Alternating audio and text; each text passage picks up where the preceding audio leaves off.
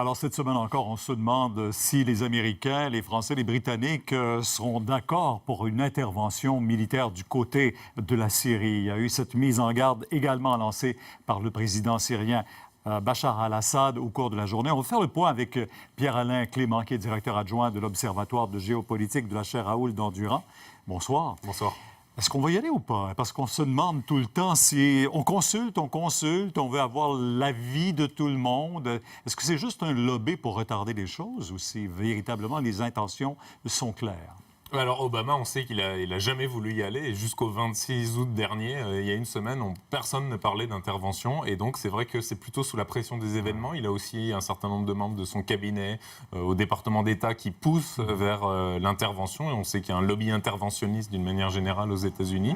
Mais Obama lui-même n'était pas convaincu et c'est vrai qu'en se réfugiant derrière le Congrès alors qu'il n'y était pas obligé et alors même qu'il venait d'annoncer qu'il avait pris sa décision en faveur d'une intervention, donc il se réfugie derrière le Congrès.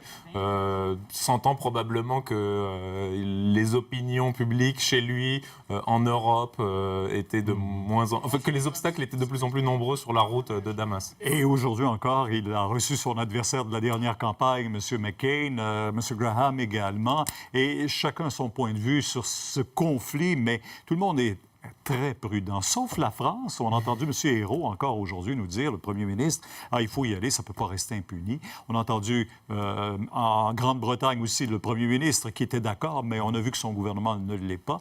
Alors, les appuis ne sont pas aussi solides qu'ils le voudraient du côté des Américains. Alors c'est ça, on a ressorti la France alliée, plus ancienne alliée des États-Unis, donc effectivement qui était une gifle diplomatique contre les Anglais. Mais bon, en même temps, on parle de puissances européennes, ou du moins qui se rêvent d'être des puissances, mais qui ont finalement très peu de moyens. On sait que pour la Libye, sans l'intendance américaine, il n'y aurait pas eu grand-chose. Et pour le Mali, les Américains aident aussi les Français. Donc de toute façon, il ne se passera rien sans les Américains. Et les Américains, c'est-à-dire les représentants au Congrès, qui eux représentent une opinion qui, elle, est majoritairement contre une intervention. La semaine dernière, ou au cours de la fin de semaine, on parlait d'une intervention possible au cours des tout prochains jours, parce que ce sommet du G20 qui s'en vient, mais là, il semble désormais que ce sera plus tard. Alors c'est ça, on a l'impression qu'ils veulent attendre les résultats de toutes les enquêtes possibles et inimaginables. Et chacun fait la sienne. Chacun fait la sienne. L'ONU en fait une qui ne désignera personne.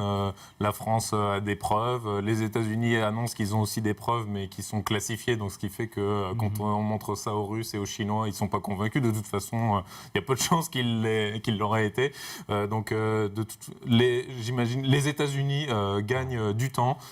Et de toute façon, Obama fait en sorte que, quelle que soit la décision qui soit prise, au moins, il n'est pas le seul à partager le fardeau de cette décision. Et cette mise au point apportée par Bachar al-Assad, qui a donné un point de presse, pas un point de presse, mais une entrevue à un journal français, qu'est-ce qu'on doit en tirer? Ce sont des menaces qu'il fait en disant « ne vous impliquez pas dans une guerre », parce qu'il a fait cet appel aussi au secrétaire général des Nations unies en disant « restons calmes ». Qu'est-ce qu'on doit en tirer comme leçon? Alors, c'est vrai qu'il y a le risque de chaos en cas d'effondrement du régime Assad est réel. Et c'est vrai qu'il y a une frange des rebelles qui sont des djihadistes. Ça, c'est vrai.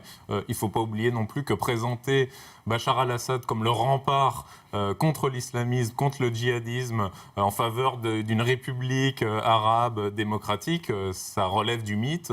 Bachar al-Assad a pendant très longtemps manipulé les djihadistes. On sait, entre 2003 et 2006, il les faisait passer en Irak. Pour l'Iran, c'est la même chose. Quand on a eu l'histoire de Viara il y a quelques mois, on a comme par hasard trouvé des membres de la famille Ben Laden que l'Iran avait sous le coude. Et on est évidemment dans la rhétorique. Et la menace djihadiste existe en Occident avec ou sans intervention en Syrie. Et c'est certainement pas en faisant plaisir à Bachar al-Assad, c'est-à-dire en ne l'attaquant pas, qu'on s'épargne des risques d'attentat. Alors, on n'a pas fini d'en parler, si je comprends bien. On va en parler encore au cours des prochains jours, prochaines semaines. Merci beaucoup. Merci. Merci.